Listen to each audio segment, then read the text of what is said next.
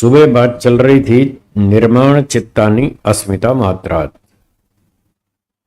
योगी व्यक्ति अहंकार तत्व से बने हुए चित्त का निर्माण करता है, उसमें सुधार करता है। बनाया तो ईश्वर ने है, वो तो ईश्वर ही बना सकता है और किसी के बस का नहीं है। तो जो चित्त उसके पास है ईश्वर का दिया हुआ, वो अनेक वर्षों तक तपस्या कर करके उसका सुधार करता है। जैसे उदाहरण दिया था, एक व्यक्ति रोगी हो गया तो वो उसको हॉस्पिटल में ले गए, उसकी दवाइयां करके उसका रोग हटा दिया, फिर उसका शरीर अच्छा हो गया। 2 साल में तो बहुत ही अच्छा हो गया। उसने व्यायाम भी शुरू कर दिया और अच्छी तरह खाना पीना भी शुरू कर दिया, तो धीरे धीरे उसका शरीर अच्छा बन गया। तो 2 साल बाद एक व्यक्ति ने देखा और कहा, अरे आपका पहले वाला शरीर तो कुछ और ही था, ये तो कुछ और ही है। ऐसा होता है या नहीं? ऐसा बोलते हैं ना कि 2 साल पहले तो आपका शरीर कुछ और था और आज तो कुछ और ही हो गया। इस भाषा से ऐसा लगता है जैसे शरीर बदल गया हो, कोई नया शरीर आ गया उसकी जगह, जबकि शरीर वही है। उसी शरीर में सुधार किया गया, दवाई चिकित्सा करके रोग को हटा दिया और अच्छा व्यायाम, ब्रह्मचर्य का पालन और खाना पीना शुद्ध करके उसी शरीर को बढ़िया पॉलिश कर दिया और बढ़िया बलवान बना दिया।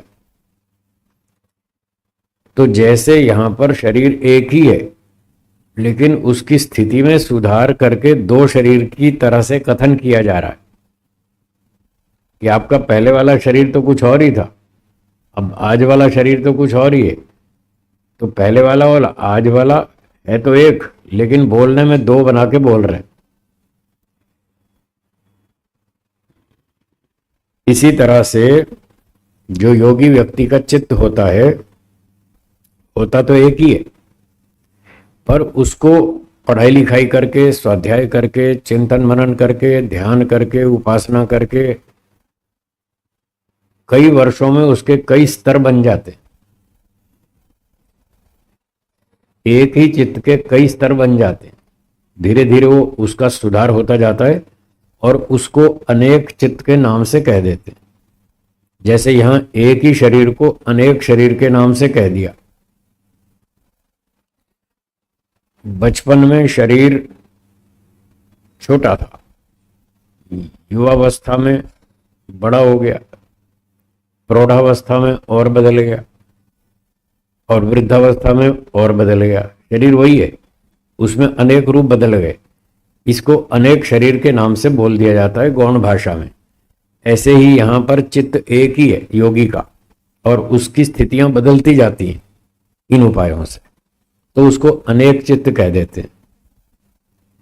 तो इस सूत्र में कह रहे हैं अनेकेशाम, जो अनेक चित्त होते हैं योगी के, अनेक स्तर वाले, अलग अलग स्तर वाले जो चित्त होते हैं, उन सब का प्रवृत्ति भेदे, उन सब की प्रवृत्ति अलग अलग होती है।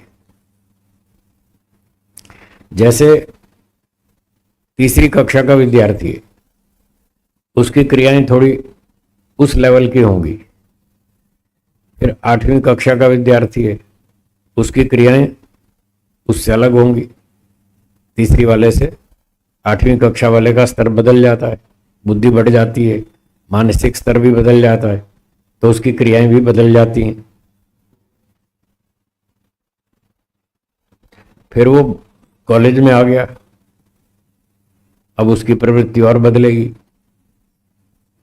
फिर वो पढ़ लिख के स्कॉलर बन गया, उसने व्यापार शुरू कर दिया, वो व्यापारी बन गया, तो अब प्रवृत्ति और बदलेगी।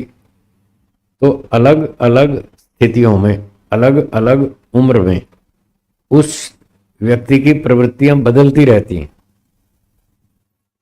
इसी तरह से जो योगी है, उसका स्तर जब छोटा था तब उसके चित्त से प्रवृत्ति कुछ और थी, जैसे जैसे योगी के चित्त का स्तर ऊंचा होता जाएगा, प्रवृत्तियां बदलती रहेंगी। जैसे उदाहरण दिया, तीसरी कक्षा का विद्यार्थी, आठवीं का, कॉलेज वाला, फिर वही व्यापारी बन गया, उसकी प्रवृत्तियां बदलती हैं। तो यह कह रहे हैं कि जब अलग अलग स्तर के चित्त होते हैं उस योगी के, तो उनकी प्रवृत्तियां भी अलग अलग होती हैं। पहले कुछ राग द्वेष अधिक था, जब उसका स्तर छोटा था योगाभ्यासी का, तब राग द्वेष अधिक था, तो उस तरह की प्रवृत्तियां थी, व्यवहार उस तरह का था राग द्वेष वाला। फिर धीरे धीरे उसने तपस्या की, मेहनत की, तो स्तर ऊंचा हो गया, तो राग द्वेष की प्रवृत्ति कम हो गई, बदल गया स्तर। ऐसे बदलता जाता है। तो अलग अलग स्थितियों में चित्त के द्वारा जो अलग अलग प्रवृत्तियां होती हैं, उनका प्रेरक एक ही चित्त होता है, चित्तम एकम। प्रवृत्ति भेदे प्रयोजकम चित्तम एकम। एक ही चित्त होता है जो ये अलग अलग स्थितियों में अलग अलग प्रवृत्ति करता है, अलग अलग क्रियाएं करता है, वो चित्त एक ही होता है। थोड़ा कठिन विषय धीरे धीरे समझ में आएगा।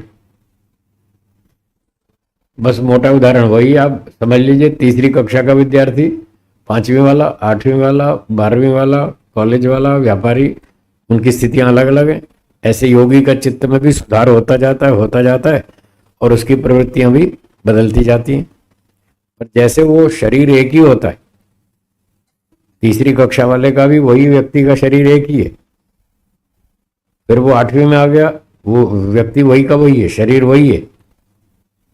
ऐसे कॉलेज में गया, फिर व्यापारी बन गया, तो शरीर एक ही होता है, उसी में चेंजेस आते रहते हैं, अवस्थाएं भी बदलती हैं, प्रवृत्तियां भी बदलती हैं। तो योगी का चित्त भी एक ही होता है, उसी एक ही चित्त से अलग अलग समय पर अलग अलग क्रियाएं होती हैं, ये कहना चाहते हैं। जैसे जैसे ज्ञान का स्तर बढ़ता है, वैराग्य का स्तर बढ़ता है, वैसे वैसे उसकी प्रवृत्तियां बदलती जाती।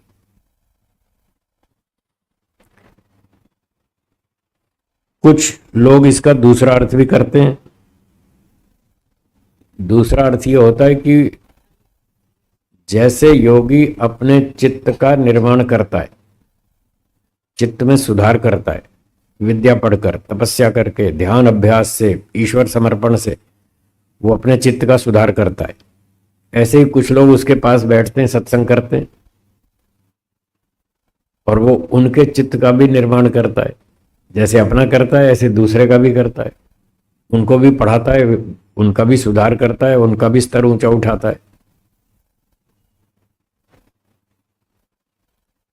जैसे गुरुकुल में विद्यार्थी पढ़ते हैं, एक अध्यापक 10 विद्यार्थियों को पढ़ाता है, तो वो एक अध्यापक का जो चित्त है वो 10 विद्यार्थियों के चित्त का संचालन करता है, सबको निर्देश देता है कि तुम ऐसा करो, तुम ऐसा करो, तुम ऐसा करो, क्योंकि सबका स्तर अलग अलग है, प्रवृत्ति सबकी अलग अलग है, क्योंकि योग्यता सबकी अलग है।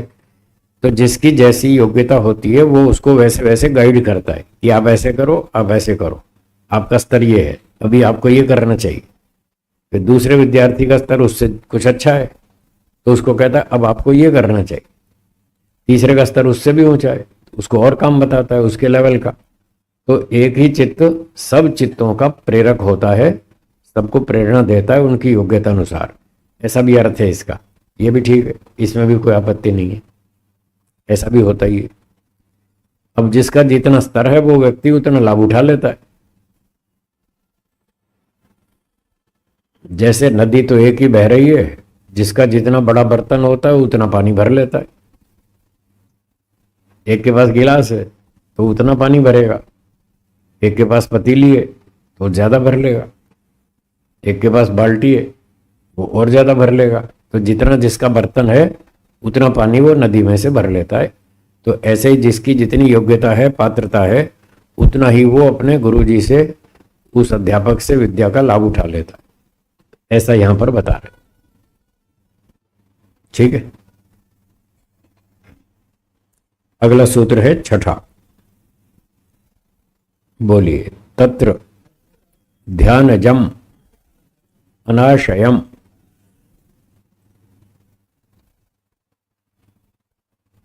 पहले सूत्र में बताया था 5 प्रकार से सिद्धियां प्राप्त होती हैं। जन्म, औषधि, मंत्र, तपः, समाधिजाह, सिद्धयः। जन्म से सिद्धियां होती हैं, औषधि से होती हैं, मंत्रों से होती हैं, तपस्या से होती हैं और समाधि से। 5 प्रकार से सिद्धियां प्राप्त होती हैं, उपलब्धियां होती हैं, अचीवमेंट्स होती हैं। तो उन उपलब्धियों से फिर चित्त में सुधार होता है, चित्त में उन्नति होती जाती है, चित्त का स्तर बदलता जाता है, बढ़ता जाता है। तो जो 5 प्रकार से चित्त का सुधार, उन्नति बताया था, इस छठे सूत्र में कह रहे हैं तत्र, उन 5 में से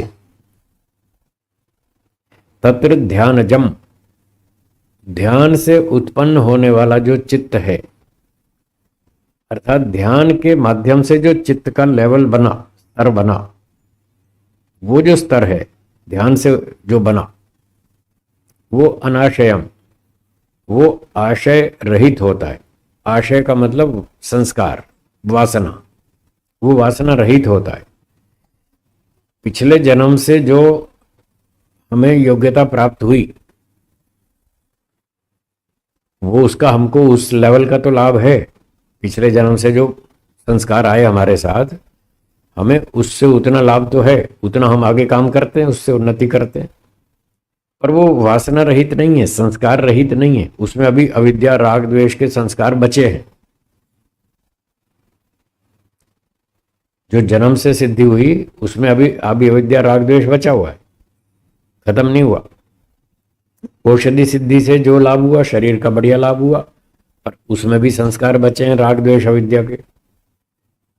फिर मंत्रों का जप किया, उससे भी हमारी उन्नति हुई, परंतु अभी उससे भी संस्कार पूरे खत्म नहीं हुए। और तपस्या की, उससे भी लाभ हुआ, अभी भी राग द्वेष बचा हुआ है। अब जो 5वां लेवल था समाधिजा, सिद्धया, समाधि वाला, तो समाधि से व्यक्ति के अंदर इतनी अच्छी योग्यता बनती है कि वो धीरे धीरे धीरे उसके सारे संस्कार खत्म हो जाते। अविद्या, राग, द्वेष, काम, क्रोध, लोभ, ईर्ष्या, द्वेष, अभिमान सब खत्म हो जाते। तो 5 में से बेस्ट प्रोडक्शन कौन सी हुई? 5वीं। बस ये सूत्र कह रहा है ध्यानजम, ध्यान से अर्थात समाधि से, समाधि से जो चित्त में परिवर्तन आया, जो उसमें अच्छी उन्नति हुई, पॉलिश हुई, वो सबसे बढ़िया है। उसमें अविद्या खत्म हो जाती है, राग द्वेष खत्म हो जाते हैं, बस फिर उसके बाद मोक्ष। तो ये एक सूचना बता रहे हैं कि आप सभी प्रकार से, 5 प्रकार से लाभ उठाओ, अच्छी बात, पर जब तक समाधि नहीं होगी तब तक अविद्या, राग, द्वेष खत्म नहीं होगा, ये सूचना दे रहे हैं। इसलिए वहां तक पहुंचना होगा। 4 उपायों से उन्नति करके वहीं मत संतोष कर लेना कि हमने बहुत अच्छी प्रगति कर ली। हाँ करी, पूरी नहीं हुई, अभी और काम बाकी है। वो 5वें स्तर पर आने से काम खत्म होगा। जब पूरी अविद्या नष्ट होगी तब जाके मोक्ष होगा। तो ये सूचना थी इस सूत्र में। तो लोग पूछते हैं कि जो समाधि से अविद्या आदि क्लेशों का नाश होता है वो कैसे होता है? तो यहां समाधि से, जिस समाधि से नाश होता है वो है असंप्रज्ञात समाधि। हाँ जी, कौन सी? असंप्रज्ञात समाधि, उससे क्लेशों का नाश होता है।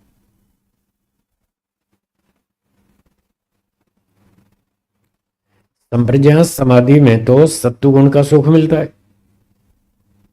अभी ईश्वर का उसमें कोई विशेष अनुभूति नहीं है, अभी तो प्राकृतिक वस्तुओं की और जीवात्मा की, इन दोनों की अनुभूति है संप्रज्ञात समाधि में।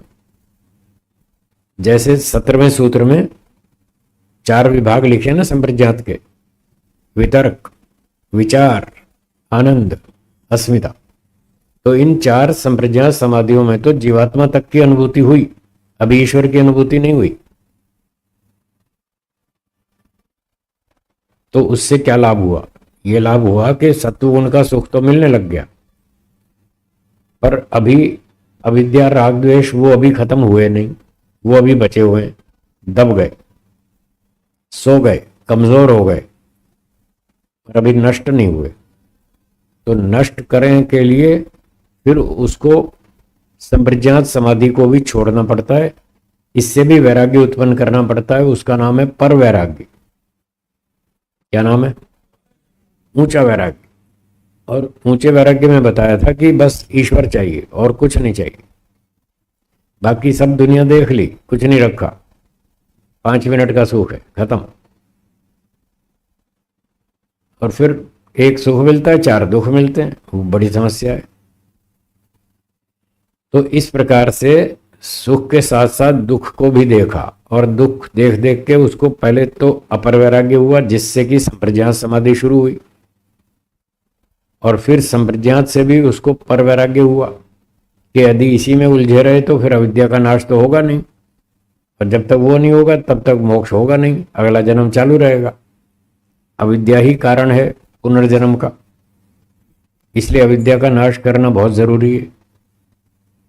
और वो कैसे होगा? वो होगा तत्व ज्ञान की अग्नि से। किससे होगा? जैसे भौतिक अग्नि में, भट्ठी में गेहूं चने का बीज डाल के भून देते, जला देते, उस जले हुए भुने हुए बीज को खेत में डालो, अब अंकुर फूटेगा? अब नहीं फूटेगा। लेकिन अगर जला ना हो, कच्चा बीज हो तो डालो तो अंकुर फूट जाएगा। तो जैसे ये बीज है फसल का कारण, अंकुर का कारण, ऐसे अविद्या बीज है, पुनर्जन्म का कारण है वो बीज की तरह। जब तक अविद्या को भून नहीं डालेंगे तब तक वो अगले जन्म को पैदा करेगी। जैसे कच्चा दाना अंकुर को उत्पन्न करेगा, और उसको अग्नि की में भट्ठी में भून दे, जला दें, फिर नहीं करेगा, तब उसका अंकुर उत्पादन सामर्थ्य नष्ट हो गया। अग्नि से अंकुर उत्पादन सामर्थ्य नष्ट हो गया। ऐसे ही जो अविद्या है जो पुनर्जन्म को उत्पन्न करती है, वो जब तक बची हुई है तब तक अगले जन्म को पैदा करेगी, और जब इसको ईश्वर से प्राप्त होने वाले ज्ञान की अग्नि में भून डालेंगे, इसको भी भूनना है, जलाना है, जैसे गेहूं चने के बीज को जलाया था, इसको भी जलाना है।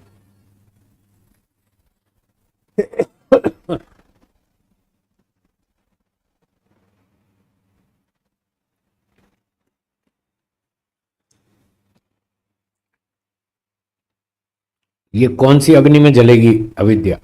जो ज्ञान की अग्नि है उसमें जलेगी। वो ज्ञान कहां से आएगा? ईश्वर से।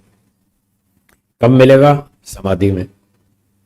जब असंप्रज्ञात समाधि होगी और ईश्वर से कनेक्शन होगा, तब उस समय ईश्वर से हमको ज्ञान मिलेगा।